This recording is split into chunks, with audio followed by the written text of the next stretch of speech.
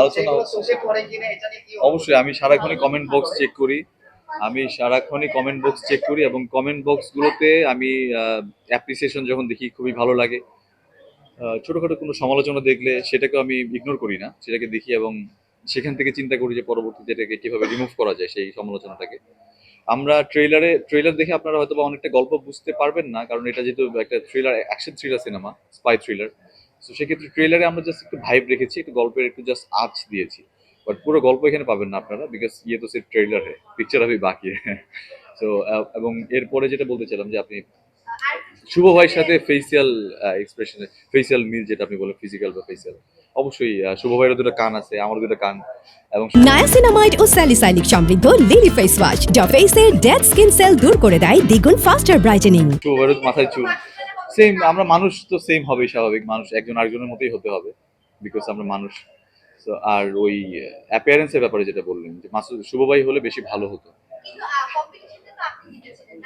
Exactly, I think শুভ ভাই ওই আমার সাথে অ্যাপ্রিসিয়েট করবে যে রাসেল তুমি করো এটা, কারণ তুমি যেহেতু এটা উইনার হয়েছো, ইউ ডিজার্ভ ইট। আমি বেটার অন্য সিনেমা করি এবং আমার সিনেমাও আসছে। সো আই থিঙ্ক শুভ ভাই আমার সাথে একমতই হবেন যে এটা রাসেলেরই করা উচিত। না অবশ্যই না, অবশ্যই কম্পিটিটর কেন হবে, বললাম না এটা ট্রেনের মতো আসলে। শুভ ভাই অলরেডি আগেই ট্রেনে এন্ট্রি নিয়েছে এবং আমি মাত্র নিলাম। সো আই থিঙ্ক ধীরে ধীরে আমরাও এগিয়ে যাব তাদের মতো করে। তিন নায়িকার মধ্যে আসলে রসায়নটা কে বেটার, কোনটা বেটার ভাই, জমেছে কার সাথে বেশি?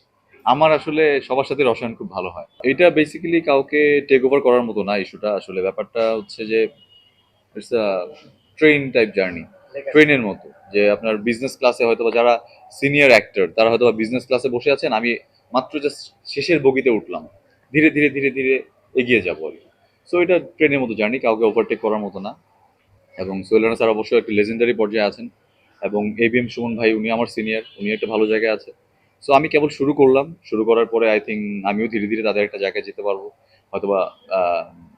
আমার যখন ক্যারিয়ারের বয়স হয়ে যাবে 50 ইয়ার্স, তখন হয়তো আমারও ঝুলিতে অনেক ভালো ভালো সিনেমা থাকবে, এবং তখন যারা আসবে তারা হয়তো বা বলবে যে আমি রাসেল রানার মতো একটা সিনেমা করতে চাই, বা ওনার কাছে একটু আশীর্বাদ বা দোয়া নিতে চাই, যেটা আমি করেছি সোহেল রানা স্যারের সাথে। নায়াসিনামাইড ও স্যালিসাইলিক সমৃদ্ধ লিলি ফেস ওয়াশ যা ফেসের ডেড স্কিন সেল দূর করে দেয় দ্বিগুণ ফাস্টার ব্রাইটেনিং।